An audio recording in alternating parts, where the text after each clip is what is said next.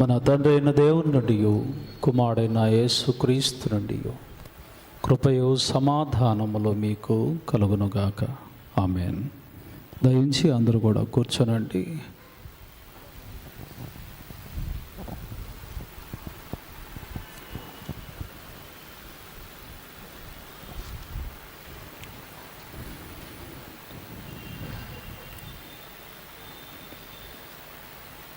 ప్రభునందు ప్రియమైన దేవుని బిడ్డలారా,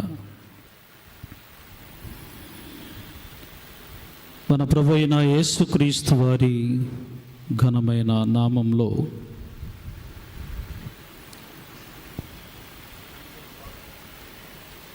దేవాతి దేవుడు అల్పుడును అయోగ్యుడునైన నన్ను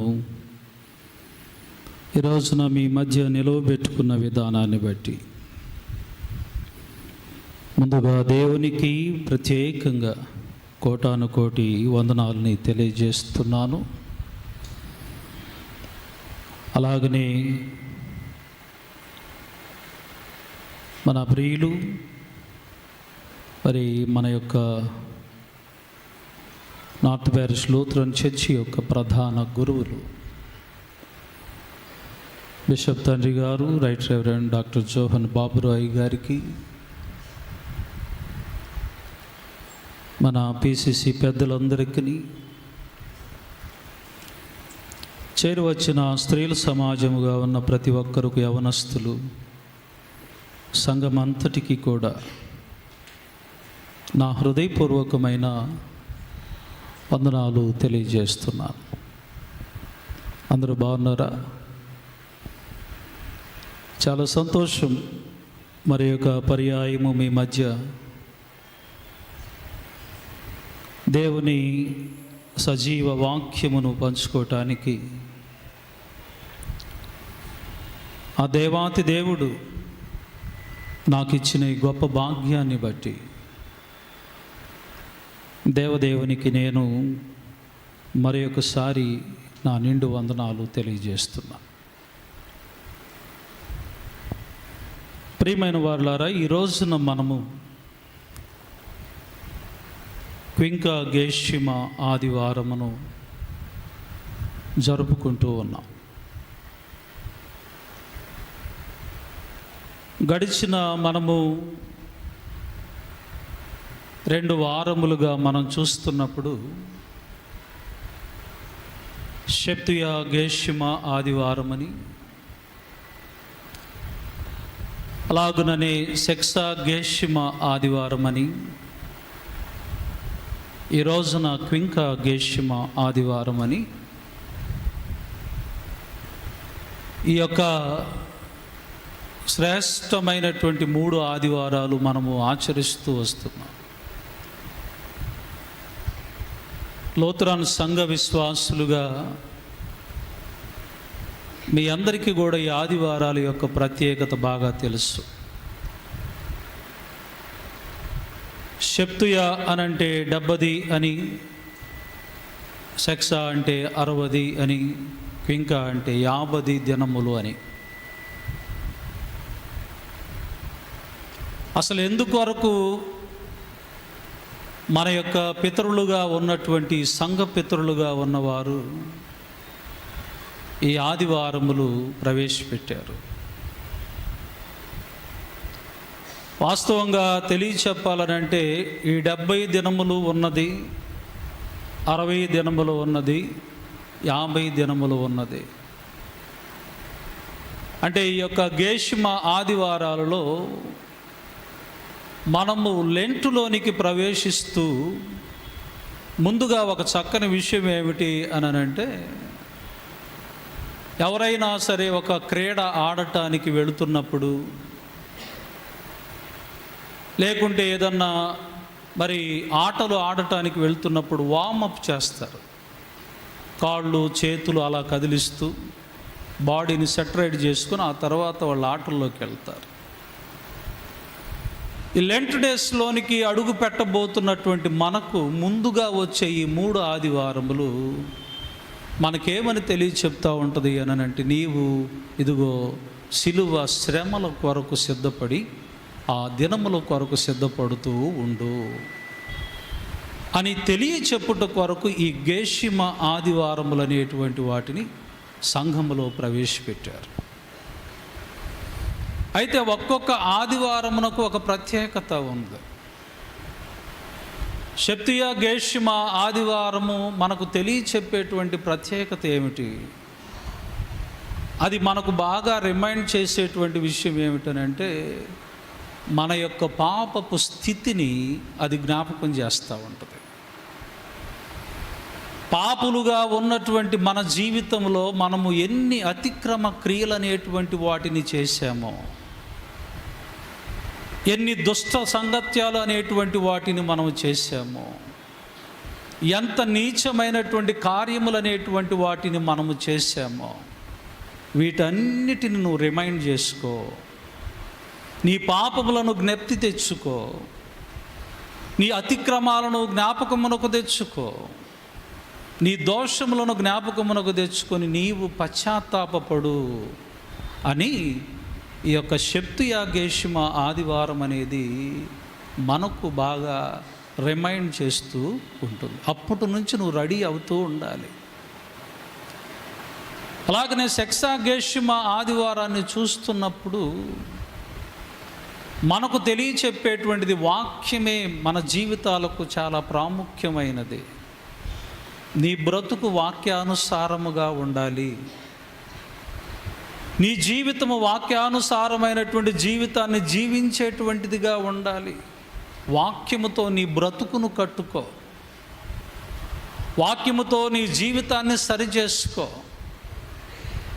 నీ బ్రతుకు అనేటువంటిది వాక్యముతో అతనే మలచబడిద్ది, మార్చబడిద్ది అని తెలియచెప్పేటువంటిది ఏమిటంటే సెక్సా గేషిమ ఆదివారం.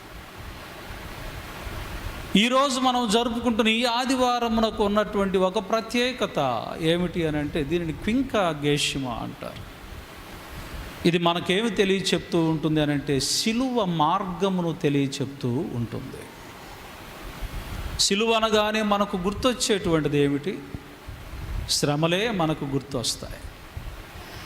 సిలువ అనగానే మనకు గుర్తొచ్చేటువంటిది ఏమిటి? విజయము గుర్తొచ్చింది. సో ఈ రోజు నుంచి మనకు నేర్పుతున్నటువంటి విషయం ఏమిటనంటే, నీవు క్రీస్తును అనుసరించేటువంటి బిడ్డగా ఉన్నటువంటి నీవు ఆ సిలువ మార్గములో నడుచుట అనేటువంటిది చాలా ప్రాముఖ్యము. ఆ విధానంలో ఇక సిలువను మోయివాడుగా నీవు ఉండాలి. అందుకనే ప్రభువు నీకు, నాకు, మనందరికీ కూడా తెలియచెప్పేటువంటి శ్రేష్టమైనటువంటి విషయం ఏమిటంటే, ఎవడైనను నన్ను వెంబడింపగోరిన ఎడల అతను ఏమి చేయాలట? తనను తాను ఉపేక్షించుకొని తన మీద నా సిలువని ఎత్తుకొని నన్ను వెంబడింపవలెను.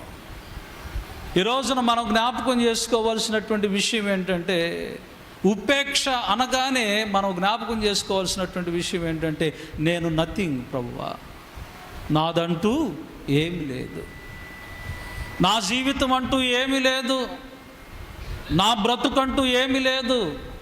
అందుకనే మనము భస్మ బుధవారమును ప్రారంభిస్తున్న ప్రతిసారి మనము చెప్పుకునేటువంటి ఒక మాట ఏమిటి? భస్మము అనేటువంటి చెప్పగానే మనకు అనేక మంది భక్తులు గుర్తొస్తారు. అబ్రహాము మాట్లాడుతూ అంటాడు కదా, అయ్యా నేను దుమ్మును, ధూళిని, బూడిదను నీతో మాట్లాడుటకు తెగించుచున్నాను. అనగా అర్థం ఏమిటి?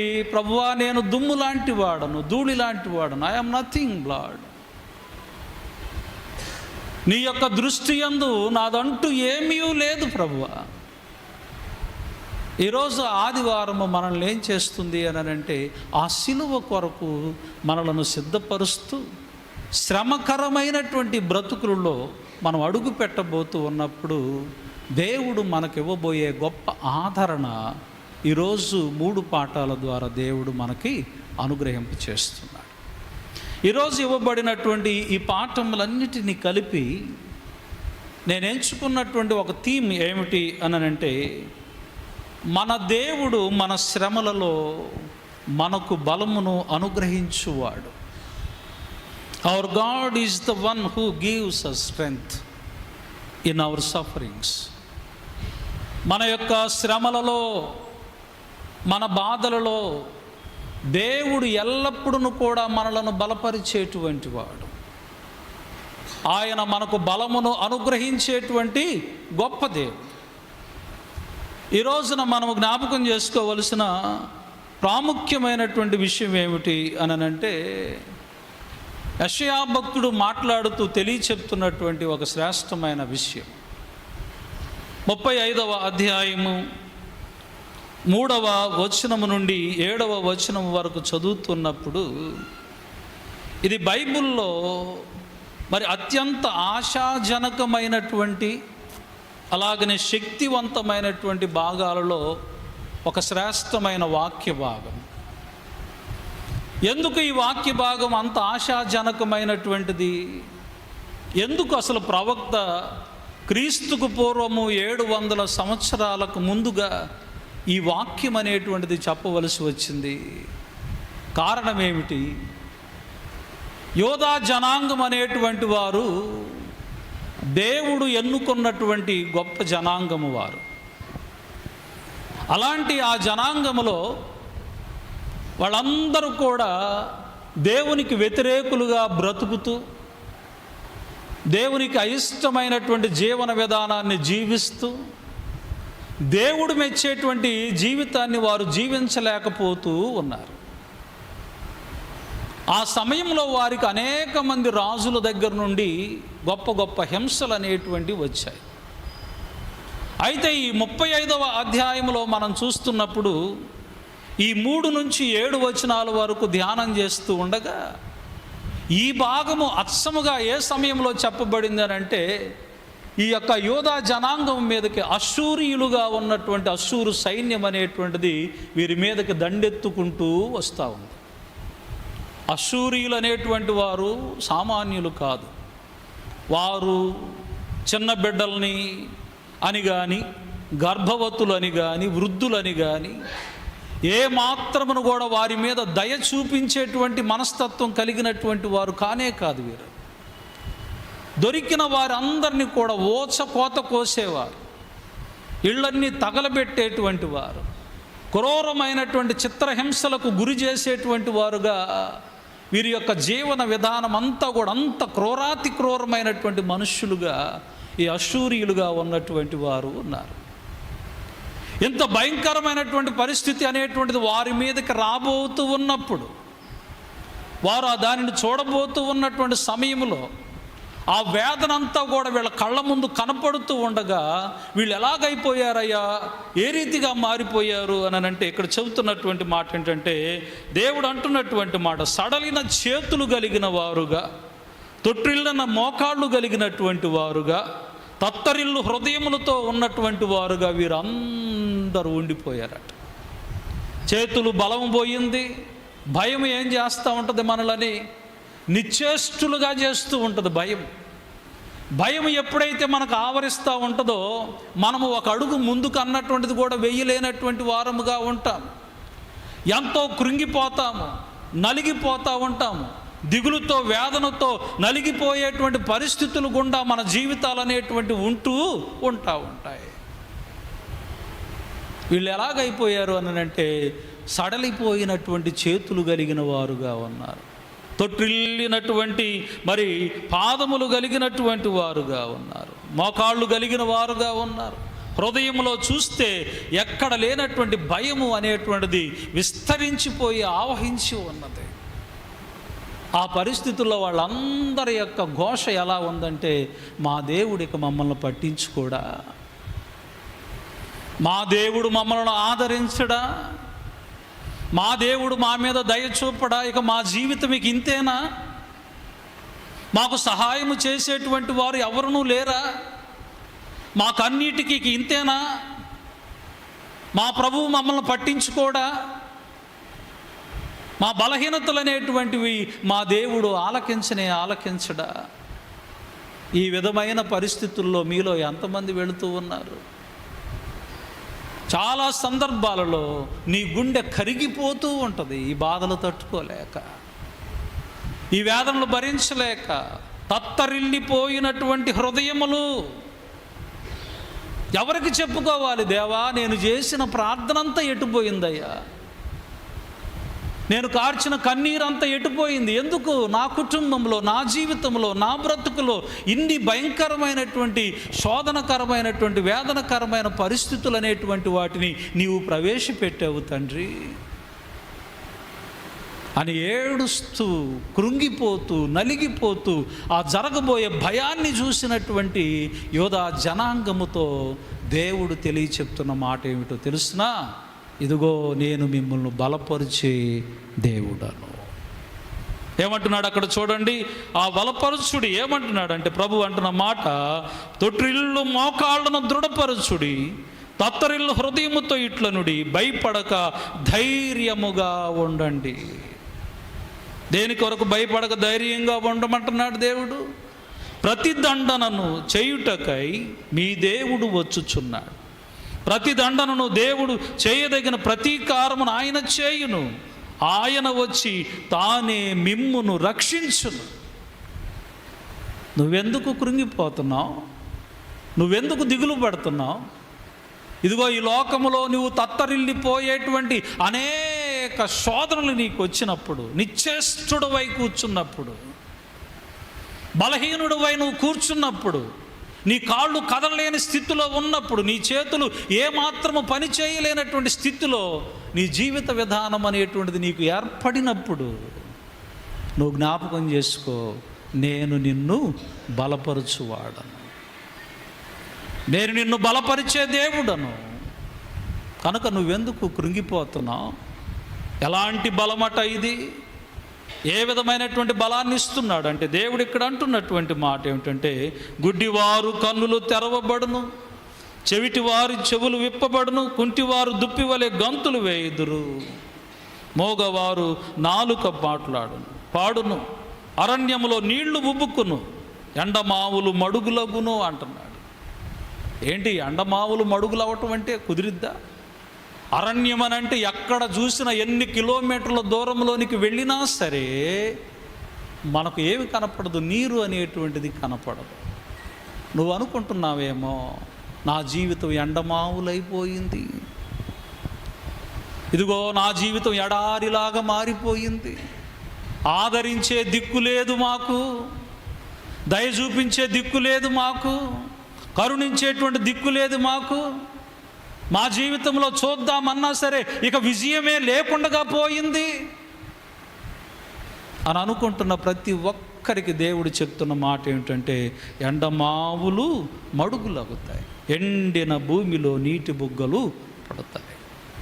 ఇందులో రెండు ప్రాముఖ్యమైన విషయాలు, శారీరక భౌతిక సంబంధమైనటువంటి ఆ బలము లేకపోతే స్వస్థత, ఆత్మీయమైనటువంటి స్వస్థత, రెండిటిని దేవుడు ఈ వాక్య భాగములో మనకు తెలియచెప్పాడు.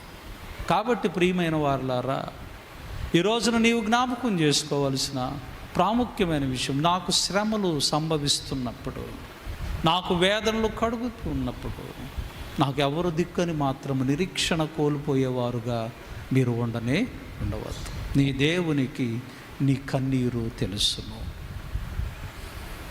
మనం ఆరాధించే మన దేవునికి మన బాధ తెలుసును, మన దుఃఖము తెలుసును, మన వేదన తెలుసును. ఆయన ఆలస్యము చేసినా సరే ఆయన ఏమంటున్నాడంటే, ఇదిగో నేనే దిగి వస్తాను, నేనే దిగి వస్తాను, నీ కన్నీటిని తుడచటానికి, నీ బాధను తుడచటానికి నేనే దిగి వస్తాను. కనుక ఈ రోజున నీవు అర్థం చేసుకోవాల్సిన విషయం ఏంటంటే, మన దేవుని మీద సంపూర్ణమైన నిరీక్షణ మనము కలిగి ఉండాలి. కనుక మన దేవుడు మన శ్రమలలో మనకు బలమును అనుగ్రహించే గొప్ప దేవుడు. కాబట్టి బలహీనులుగా మాత్రం ఎప్పుడు ఉండొద్దు. నిరీక్షణతో, ఓపికతో కనిపెట్టుకోవాలి. 40వ సంకీర్తనలు అంటారు, నేను నా యెహోవా కొరకు సహనముతో నేను కనిపెట్టుకుంటుని. యెహోవా కొరకు నేను సహనముతో కనిపెట్టుకుంటే నేను అప్పుడు ఏ స్థితిలో ఉండి కనిపెట్టుకున్నాను అంటున్నాడు భక్తుడు. జిగటగలిగిన దొంగ ఊబిలో నేను ఉన్నాను. జిగటగలిగినటువంటి దొంగ ఊబి అని అంటే ఎలా ఉంటుంది? అది కూరుకుపోవటమే తప్ప ఎక్కడి నుంచి పైకి రావటం అనేటువంటిది కుదిరే పనే కాదు. కానీ నా దేవుడు ఏం చేశాడంటే నా పాదములను బండ మీద నిలువబెట్టాడు. కాబట్టి నీ విశ్వాసము ఎప్పుడూ సన్నగిల్లకూడదు. నీ యొక్క విశ్వాసము, నీ నమ్మిక ఎప్పుడు కూడా బలహీనమైనటువంటి స్థితిలో ఉండకూడదు.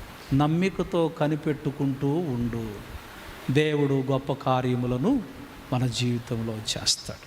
ఆయన నేనే దిగి వస్తున్నాను. తత్తరిల్లు హృదయాలతో చెప్తున్నాడు, భయపడక ధైర్యముగా ఉండండి.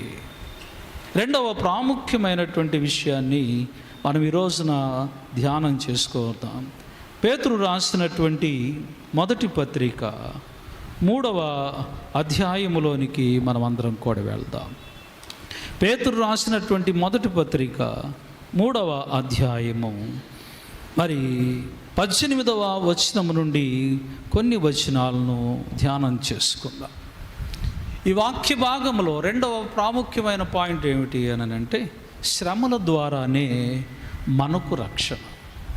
Salvation through sufferings. శ్రమలు అనేటువంటివి లేకపోతే రక్షణ లేదు. క్రైస్తవులుగా ఉన్నటువంటి మనం ఎప్పుడును కూడా ఏమిటిని కోరుకుంటూ ఉంటాం? సుఖాన్ని కోరుకుంటాం కదా, అవునా కాదా? ఆశీర్వాదాలే ఆశీర్వాదాలే ఆశీర్వాదాలే. కానీ కొద్దిగా శ్రమ పడటానికి మాత్రం మనము ఇష్టపడం. వాస్తవానికి ఈ పాఠం అనేటువంటిది పేతురు ఎందుకు రాశాడు? పేతురు గారు రాయవలసినటువంటి ఆవశ్యకత ఏమిటి? పేతురు ఆ సమయంలో ఆసియా మైనర్లో అప్పుడు ఉన్నటువంటి రోమా ప్రభుత్వం ఏదైతే ఉన్నదో, నీరో పరిపాలన కాలం ఏదైతే ఉన్నదో, దేవుని యందు విశ్వాసం ఉంచి ప్రార్థన చేయుచు ఉన్నటువంటి విశ్వాసులుగా ఉన్న ప్రతి ఒక్కరిని కూడా ఎంతగానో హింసిస్తూ ఉన్నారు, ఎంతగానో గాయపరుస్తూ ఉన్నారు, కృంగదీస్తూ ఉన్నారు. ఈ కృంగిపోయినటువంటి పరిస్థితుల్లో, ఆ యొక్క శ్రమలలో మేము యేసయ్యను కలిగి ఉంటే మాకు శ్రమలు రావటం ఏమిటి అనేటువంటి ఆలోచనతో క్రైస్తవ సంఘం అంతా ఉంటూ ఉంది. ఈ సమయంలో పేతురు గారు వారందరినీ కూడా ఉద్దేశిస్తూ ఆయన తెలియచెప్పినటువంటి శ్రేష్టమైనటువంటి విషయాలు ఇంకొక వ్యక్తిని ఎగ్జాంపుల్గా చూపిస్తే వాళ్ళెవరు కూడా మరి సరిపోయేటువంటి వారు కానే కాదు. అందుకనే వీళ్ళందరికీ కూడా ఆయన చూపించుచూ ఉన్నటువంటి ఎగ్జాంపుల్ ఏమిటి అని అంటే, ప్రభువునే చూపిస్తున్నాడు. యేసుక్రీస్తు ప్రభు వారినే చూపిస్తున్నాడు. ఏమని చూపిస్తున్నాడు? మేము శ్రమల్లో కృంగిపోతూ ఉన్నాము, మాకేంటి ఈ బాధ అని మీరు అనుకుంటున్నారా? అయితే నేను మీకు ఒక విషయాన్ని తెలియచెప్పాలనుకుంటున్నాను, వింటారా అని ఈ ప్రాముఖ్యమైనటువంటి విషయాలను ఆయన వివరిస్తున్నాడు. ఏమిటి ఆయన వివరించేటువంటి మాటలను చూస్తున్నప్పుడు ఆయన 18వ వచనంలో ఈ రీతిగా అంటున్నాడు, ఏలయనగా మనలను దేవుని యొద్దకు తెచ్చుటకు అనీతిమంతుల కొరకు నీతిమంతుడైన క్రీస్తు శరీర విషయముల్లో చంపబడి, ఆత్మ విషయముల్లో బ్రతికింపబడి, పాపముల విషయంలో ఒక్కసారే శ్రమపడెను.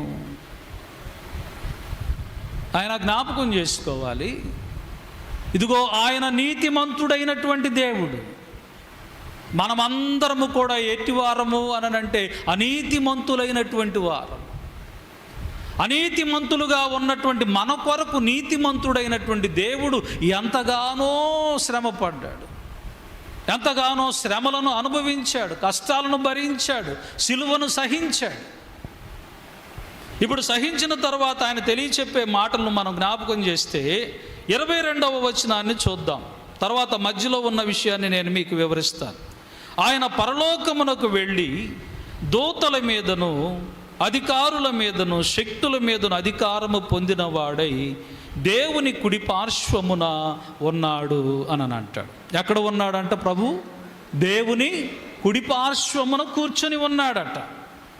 పైన చూస్తేనేమో మరణించాడనేటువంటి మాట, కింద చూస్తేనేమో దేవుని కుడి పార్శ్వమున ఉన్నాడనేటువంటి విషయం. ఈ రెండు విషయాల మీద మనం దృష్టి పెట్టినప్పుడు వారందరికీ కూడా తెలియచెప్తున్నటువంటి విషయము ఇప్పుడు 19 నుంచి 21 వరకు చూద్దాం. దేవుని దీర్ఘశాంతము ఇంకా కనిపెట్టుచుండినప్పుడు పూర్వము నోవాహు దినముల్లో ఓడ సిద్ధపరచుచుండగా అవిధేయులైన వారి యొద్దకు అనగా చెరలో ఉన్న ఆత్మల యొద్దకు ఆయన ఆత్మరూపిగానే వెళ్ళి వారికి ప్రకటించారు. ఆ ఓడలో కొందరు అనగా 8 మంది నీటి ద్వారా రక్షణ పొందిరి. నోవాహు కాలములో ఎంతమంది రక్షణ పొందారంట? 8 మంది రక్షణ పొందారు. మిగిలిన వాళ్ళందరూ ఏమయ్యారు అని అడుగుతున్నాను. ఏమయ్యారు? జలప్రళయంలో కొట్టుకొని పోయారు. అవునా? తెలిసినటువంటిది కూడా చెప్పకపోతే ఎట్టగా? జలప్రళయంలో వాళ్ళందరూ కొట్టుకొని పోయారు. ఎందుకు కొట్టుకొని పోయారు? వీళ్ళు ఎందుకు రక్షించబడ్డారు? వాళ్ళందరూ అవిధేయులు, దేవునికి లోబడనటువంటి వారు, దేవునికి విధేయత చూపని వారు. మనమందరం కూడా చాలా సందర్భాల్లో పాడతాం కదా, అదుగో అంజూరము అని పాట పాడుతూ 120 సంవత్సరములు చాటించను నోవాహు అనేటువంటి విషయాన్ని ప్రకటన చేస్తూ పాడుతూ ఉంటాం. 120 సంవత్సరాలు అతను ప్రకటిస్తూ ఉన్నా సరే వాళ్ళ హృదయాలు మారలేదు, వాళ్ళ గుణం మారలేదు, వాళ్ళ బుద్ధి మారలేదు, వాళ్ళ ఆలోచన మారలేదు. వాళ్ళు దేవుని వైపుకు తిరుగుదామనే ఆలోచన లేదు నాయన. ఇదిగో యేసు ప్రభు వారు నీతిమంతులుగా ఉన్నటువంటి ఆయన అనీతిమంతులుగా ఉన్న వారి కొరకు చనిపోయి ఆయన దేవుని కుడి పార్శ్వమున కూర్చున్నాడు. ఈ రోజున దేవుణ్ణి నమ్మిన బిడ్డలు 8 మంది రక్షించబడ్డారు. దేవుణ్ణి ఎరిగి దేవుని కొరకు శ్రమలు అనుభవించుచున్న మీరు కూడా ఇదిగో ఎక్కడ ఉంటారు అని అంటే ఆయన కుడి పార్శ్వమునే. నోవాహు దినముల్లో 8 మంది ఎలాగైతే రక్షించబడ్డారో మీరు కూడా అట్టి రీతిగానే రక్షించబడతారు. కనుక లోకములో దేవుని బిడ్డలుగా, క్రైస్తవ బిడ్డలుగా జీవిస్తూ విశ్వాస జీవితంలో జీవించుచూ ఉన్నటువంటి మాకు ఎందుకు ఈ శ్రమలని మీరు అనుకుంటున్నారు. కానీ ఇదిగో ఈ రోజున మీరు తెలుసుకోవాల్సిన విషయం ఏంటంటే మీరు పొందిన రక్షణ, ఆ మారు మనసు ఏదైతే ఉన్నదో అది మిమ్మల్ని ఎక్కడ కూర్చోబెడుతుందంటే దేవుని కుడి పార్శ్వమున కూర్చుండబెడుతుంది. కనుక లోకములో వచ్చే శ్రమల గురించి నువ్వు చింతించబాక, నువ్వు పొందబోయే మహిమ కిరీటం ఏదైతే ఉన్నదో దాన్ని నువ్వు పొందుకో. దానికి సాదృశ్యమైనటువంటి బాప్తిస్మము ఏంటి? ఇప్పుడు మీరు రక్షించుచున్నది అదేదనగా శరీర మాలిన్యము తీసివేయుట కాదు కానీ ఏమంటున్నాడు అక్కడ? నిర్మలమైన మనస్సాక్షి ఇచ్చు ప్రత్యుత్తరమే. కనుక ఈ శరీర మాలిన్యాన్ని తీసేసుకోవటం కాదు బాప్తిస్మం అంటే. నీ మనస్సాక్షిని నువ్వు ప్రశ్నించుకుంటూ, నేను యేసయ్య కొరకు ఎన్ని బాధలు ఉన్నా, ఎన్ని వేదనలు ఉన్నా, ఎన్ని శ్రమలు కలుగుతున్నా, ఎన్ని కష్టాలు ఉన్నా సరే ఆయన కొరకు నేను జీవించాలి, ఆయన కొరకు నేను బ్రతకాలి.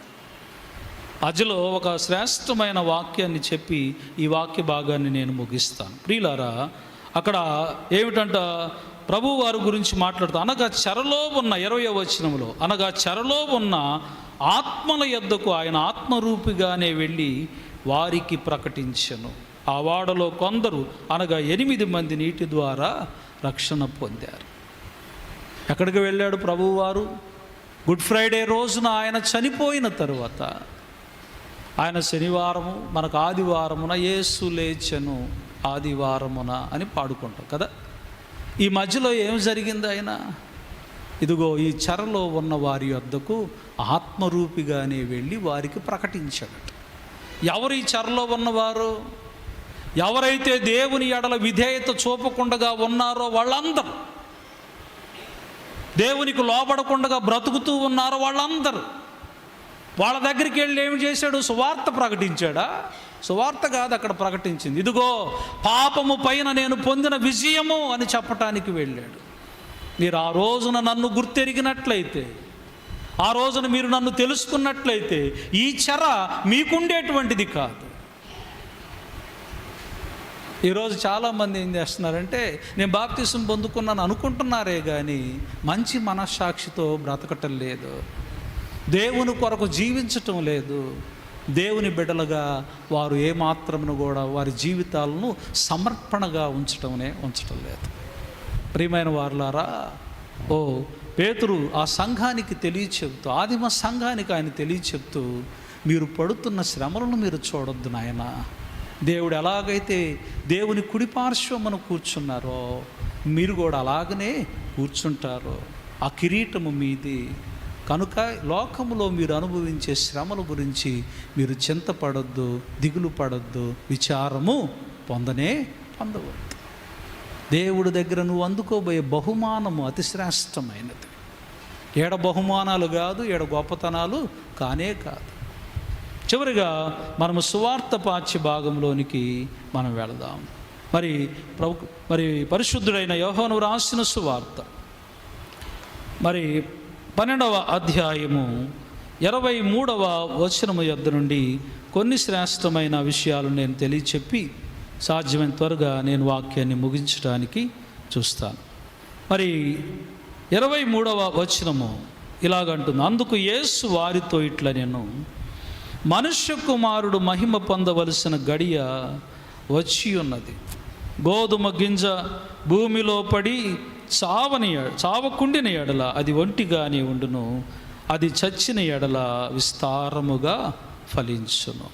దేవుని బిడ్డలారా, మనం జ్ఞాపకం చేసుకోవలసినటువంటి ప్రాముఖ్యమైనటువంటి విషయం, చివరిగా చెప్పాలనుకున్నటువంటి 3వ ప్రాముఖ్యమైనటువంటి విషయం ఏంటి? Glory to sacrifice.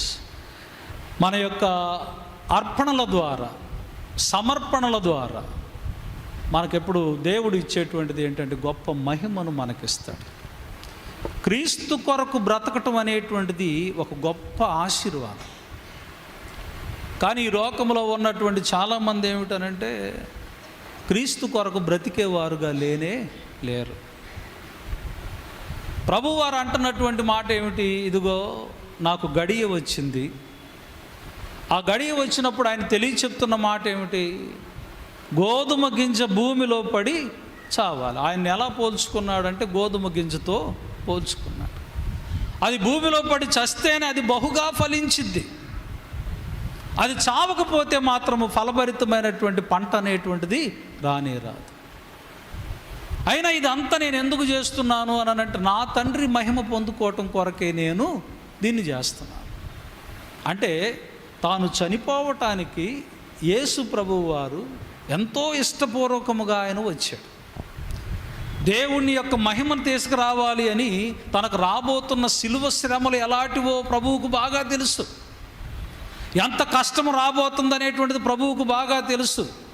కానీ ప్రభు, ఇదిగో నేను ఈ శ్రమ ద్వారా నేను నిన్ను మహిమపరుస్తాను, నేను నిన్ను ఘనపరుస్తాను. ఈ రోజున శ్రమల్లో దేవుణ్ణి మహిమపరిచే వాళ్ళు ఎవరు ఉండారు? దేవుణ్ణి తిట్టేవాళ్ళే ఉండారు. కానీ నీ దగ్గరకు వస్తున్నాము, నీ దగ్గర ప్రార్థన చేస్తున్నాము, నీకు ఎంతో మొరపెట్టుకుంటున్నాము, ఏం చేసావయ్యా నువ్వు కదా. కానీ యేసయ్య మనకు నేర్పుతుంది ఏమిటనంటే, ఇదిగో నేను దేవుణ్ణి మహిమపరుస్తున్నానని చెప్తూ ఎవడైనను సరే నన్ను వెంబడించాలి అని అంటే వాడు కూడా ఏమి చెయ్యాలో ఆయన చెప్తున్నాడు. ఏమిటి అక్కడ చూడండి ఒకసారి. 25వ వచనం చదువుకుందాం. తన ప్రాణమును ప్రేమించువాడు దాన్ని పోగొట్టుకొనును, ఈ లోకములో తన ప్రాణమును ద్వేషించువాడు నిత్య జీవము కొరకు దాన్ని కాపాడుకొనునని మీతో నిశ్చయముగా చెప్పుచున్నాను. ఒకడు నన్ను సేవించిన ఎడల నన్ను వెంబడింపవలెను, అప్పుడు నేను ఎక్కడ ఉందునో అక్కడ నా సేవకుడు ఉండును. ఒకడు నన్ను సేవించిన ఎడల నా తండ్రి అతన్ని ఘనపరుచును అని అంటాడు. ఏం చేయాలట? ఆయన సేవించిన ఎడల మనం చేయవలసినటువంటిది ఏమిటి? మన ప్రాణమును మనము ద్వేషించుకోవాలి. ఈ బ్రతుకు నీది దేవా, ఈ జీవితం నీది ప్రభువా, ఈ జీవన విధానం అనేటువంటిది నీది. భక్తుల్లో చాలా ఉన్నతమైనటువంటి సాక్రిఫైజెస్ చేసినటువంటి భక్తులు మిషనరీస్ చరిత్రలో చాలా గొప్పవారు ఉన్నారు. వారిలో నేను మీకు తెలియచెప్పాలనుకున్న ఒక వ్యక్తి ఎవరంటే అడోనీరామ్ అనేటువంటి ఒక భక్తుడు.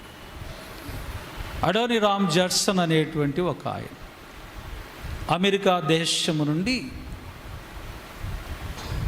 ఇండియాకు వచ్చి బర్మా దేశంలో, బర్మా ప్రాంతంలో సత్యసువార్త ప్రకటించి క్రీస్తు కొరకు ఒక మంచి సాక్షిగా జీవించిన వ్యక్తి.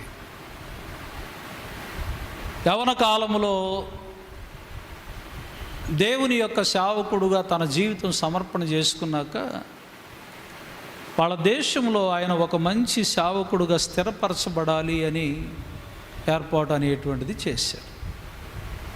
కానీ వాళ్ళ తల్లిదండ్రులతో ఆయన చెప్పిన మాట ఏమిటంటే, అయ్యా నేను ఇక్కడ సేవ అన్నటువంటిది చెయ్యను.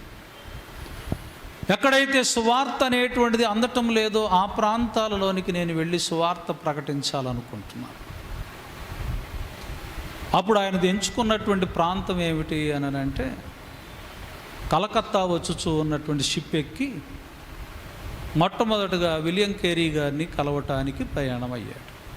ఈయన అమెరికా నుంచి మొట్టమొదటిగా మిషనరీగా ప్రయాణము సాగించినటువంటి వ్యక్తి. ఈ వస్తూ ఉండగా భార్యను పెళ్లి చేసుకున్నాడు. చక్కగా వాళ్ళు ప్రయాణంలో ఉండగానే ఒక మంచి పాప పుట్టింది. ఈ పాపను మరి జర్నీ చేస్తూ, ఈ సముద్రం మీద జర్నీ చేస్తూ ఉండగా 3 వారాలు అయిపోయేసరికి ఆ పాప చనిపోయింది. పుట్టిన 3 వారాలకే ఆ పాప చనిపోయింది. పాపను చుట్టి ఏం చేద్దాం, అక్కడ బరియలు చేయటానికి ఏం లేదు కదా, బాగా గుడ్డలతో జుట్టి సముద్రంలోనే పడవేశారు. ఇక్కడ ఇండియాకు వచ్చిన తర్వాత ఇండియాలో ఉన్న కొన్ని పరిస్థితులను బట్టి అతను మళ్ళా బర్మాకి వెళ్ళాడు. అక్కడ ఉన్నటువంటిది ఏంటి, బౌద్ధ మతం విస్తరించిపోయి ఉంది. క్రీస్తు సువార్త అనేటువంటిది ప్రకటించకూడదు. అక్కడికి వెళ్ళిన తర్వాత బాబు పుట్టాడు. బాబు పుట్టిన తర్వాత ఆ బాబు చనిపోయాడు. బర్మీష్ అనేటువంటి బర్మా భాషలో వాళ్ళు బైబిల్ను కొత్త నిబంధన అనేటువంటిది తర్జుమా చేస్తూ ఉండగా, ఈ బర్మా వాళ్ళకి బ్రిటిష్ వాళ్ళకి యుద్ధం అనేటువంటిది జరుగుతూ ఉంటే ఇతను బ్రిటిష్ రాయబారి అని చెప్పి తీసుకుని పోయి ఈయన్ని 21 నెలల పాటు జైల్లో చీకటి గదిలో బంధించి కాళ్ళు చేతులు అనేటువంటి వాటికి గొలుసులు కట్టి పైకి ఇలా ఎలాడదీస్తే తల కిందకి ఇలాగ ఉంటుంది అన్నమాట. అలాగా ఆహారము నీరు అన్నిటిని కూడా మాని ఈయన అక్కడ జైల్లో ఉంటే, ఇక్కడ భార్య ఏమో ఏమిటి ఆ యొక్క మరి దేవుని ఆయన తర్జుమా చేస్తున్నటువంటి బైబిల్ ఏదైతే ఉన్నదో అది సంపూర్తి చేయటానికి ఆనాగారు అనే ఆవిడ సంపూర్తి చేస్తూ, ఎలాగో 21 సంవత్సరాల తర్వాత 21 నెలల తర్వాత ఈ యొక్క బ్రిటిష్ వారితో రాయబారం పంపించాలంటే ఇంగ్లీష్ తెలిసిన వాడు కావాలి అని మళ్ళీ ఈయన్ని జైల్లో నుంచి విడిపించారు. ఆ జైలు ఎలాగుంటుంది, చీకటితో పాటు సంకెళ్ళు, విస్తరించిపోయేటువంటి వాసన, దుర్వాసన, దోమలు, చీమలు, భయంకరమైనటువంటి హింసాత్మకమైన పరిస్థితి, సువార్త ప్రకటించడానికి అడ్డంకులు. బయటకు వచ్చిన తర్వాత మరలా ఇంకొక పాప పుట్టి ఆ పాప చనిపోయింది. కొన్ని దినాలకు భార్య చనిపోయింది. కానీ ఇలాంటి పరిస్థితుల్లో ఆయన క్రీస్తు కొరకు వెలుగులాగా ప్రకాశిస్తూనే ఉన్నాడు. దేవా, ఎందుకు నాకు ఇలా చేశావు? పుట్టిన 3 సంతానము చనిపోయారు, భార్య చనిపోయింది, నేను నీ పని మీదే కదా వచ్చిందని ఏ రోజున దేవుణ్ణి ఆయన ప్రశ్నించాల. దేవుని కొరకు ఒక మంచి సజీవ సాక్షిగా ఉన్న ఆ బౌద్ధ ఆ మతముతో నింపబడినటువంటి ఆ ప్రాంతములు ఈ రోజున 50 లక్షలకు పైగా విశ్వాసులు ఉన్నారు. కొన్ని వందల చర్చెస్ అనేటువంటివి ఇప్పుడు ఆ ప్రాంతంలో ఉన్నది. దేవుణ్ణి వెంబడించటం అంటే ఏదో వెంబడిస్తున్నాం అంతే కదా. దేవుణ్ణి వెంబడించటం అంటే ఏదో చేస్తున్నాం, కానీ దేవుని కొరకు మన జీవితాలను సమర్పణ చేసుకునేటువంటి వారుగా మనం ఉండలేదు. ఆయన భూమిలో పడి చనిపోవటం వలన ఇదిగో గోధుమ గింజ విస్తరించి పంట పండింది. ఆ పంటలో చూసినటువంటి మనం, ఆయన్ని వెంబడించే మనము ఆ రీతిగా మనము యేసు కొరకు జీవించేవారుగా ఉండాలే కానీ, ఆ సమర్పణ కలిగి జీవించాలే కానీ ఇంకా చీకటి బ్రతుకులో మనము బ్రతుకుతూ ఉండకూడదు. అందుకనే వెలుగు ఉండగానే వెలుగుని ఆశ్రయించండి అని అన్నాడు ఈ రోజున. కాబట్టి మనము చీకటి క్రియలను పరిత్యజించి వెలుగు సంబంధులుగా మనము జీవిస్తూ, ప్రభా నీ బిడ్డగా నీ సాక్షిగా నేను ఉంటాను నాయన అని చెప్పుకుంటూ రానున్న ఈ లెంటు 40 దినాలలో ఆయన కొరకు ఒక మంచి సజీవ సాక్షులుగా మనము బ్రతుకుతాం, మనం జీవిద్దాం. కనుక ప్రియమైన వారులారా, ప్రత్యేకంగా ఈ రోజున మనం తెలుసుకోవాల్సిన శ్రమల నుండి మహిమకు చేరుట అనే ఈ శ్రేష్టమైన అంశంలో నువ్వెప్పుడు జ్ఞాపకం చేసుకో, నా దేవుడు నా శ్రమల్లో నాకు బలముగా ఉంటాడు. రెండవది ఏమిటనంటే, నా శ్రమలే నా రక్షణకు ఆధారము. నేను మహిమలో దేవుని కుడిపార్శ్వమున నేను ఉంటాను, ఈ శ్రమలు నన్నేమీ చెయ్యలేవు. మూడవది ఏమిటి అని అంటే, ఈ శ్రమలు, ఈ సమర్పణ జీవితము నన్ను దేవుని మహిమ రాజ్యంలో ఎల్లప్పుడూ ఉండేటట్లుగా చేస్తూ, ఇక్కడ ఉండగా ఆయన సాక్షిగా నేను బ్రతుకుతాననే తీర్మానం తీసుకొని వెలుగు సంబంధుల్లాగా మనము జీవిద్దాం. అటు రీతిగా ఆ దేవుని మహాకృపా భాగ్యము మీకు తోడుగా ఉండి నడిపించును గాక. ఆమెన్.